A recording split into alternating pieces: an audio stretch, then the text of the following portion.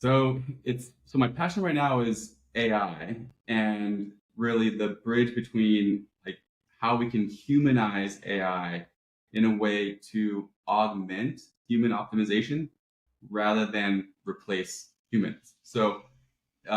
There's a fine line, right? But I've been in lead generation for the past 7 or 8 years. Started off as real estate, but um, with the onset of automation 7 or 8 years ago, that I kind of like dug myself into. Like, wow, there's so much easier ways of getting traffic and growing my business and scaling, and that was great.